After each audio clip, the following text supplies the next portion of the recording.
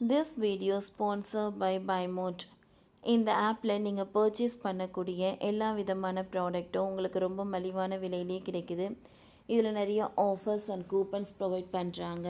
இதோட லிங்க் உங்களுக்கு டிஸ்கிரிப்ஷனில் கொடுக்குறேன். தேவைப்படுறவங்க யூஸ் பண்ணி பாருங்கள்.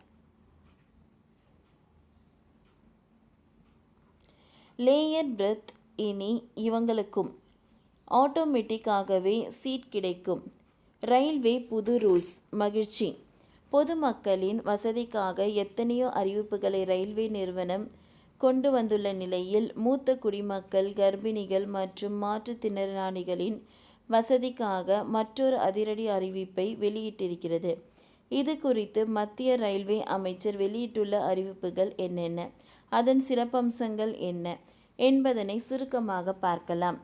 லட்சக்கணக்கான மக்களுக்கு ரயில் போக்குவரத்து இன்றியமையாத தேவையாக உள்ளது.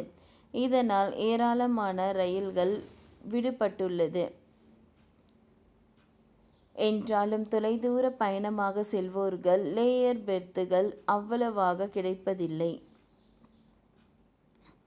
குறிப்பாக மூத்த குடிமக்கள், கர்ப்பிணிகள், மாற்றுத்திறனாளிகளுக்கும் இந்த லேயர் பெர்த் என்பது சரியாக கிடைப்பதில்லை. அதனால்தான் இந்திய ரயில்வே மிகப்பெரிய மாற்றத்தை தற்பொழுது கொண்டு வந்துள்ளது.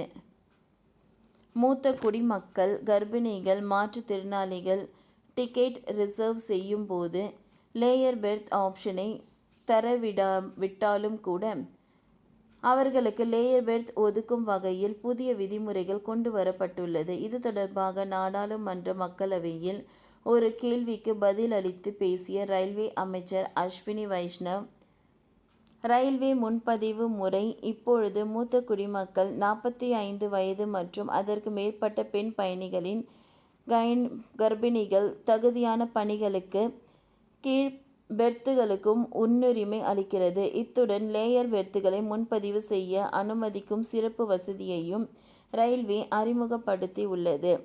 முன்பதிவு செய்யும் போது இவர்களுக்கு ஒரு குறிப்பிட்ட லேயர் பெர்த் தேர்வு செய்யாவிட்டாலும் கிடைக்கும் தன்மையை பொறுத்தே கீழ் பெர்த்துகளை பெறலாம். இந்த புதிய விதிகளின்படி இனிமேல் ரயில்வேயில் லேயர் பெர்த்துகள் காலியாக இருந்தால் அவை மூத்த குடிமக்கள், பெண்கள், கர்ப்பிணிகள் மற்றும் மாற்றுத்திறனாளிகளுக்கு மட்டுமே வழங்கப்படும். இது ரயில்வேயின் தானியங்கி முறையாகும். ஸ்லீப்பர் வகுப்பு ஒவ்வொரு பெட்டியிலும் 6 முதல் 7 இடங்கள் ஒதுக்கப்பட்டுள்ளன. அதேபோல் AC3 வகுப்பில் 4 முதல் 5 இடங்களும், AC2 வகுப்பில் 3 முதல் 4 லேயர் பெர்த்துகள் சிறப்பு தேவை இருக்கும் பெண்களுக்காக ஒதுக்கப்பட்டுள்ளன. இந்த வசதி ரயிலில் உள்ள பெட்டிகளின் எண்ணிக்கையை பொறுத்தே அதிகமாகவோ அல்லது குறைவாகவோ இருக்கும். அதிகபட்ச பயணிகள் பலன் பெற ரயில்வே முயற்சிக்கிறது.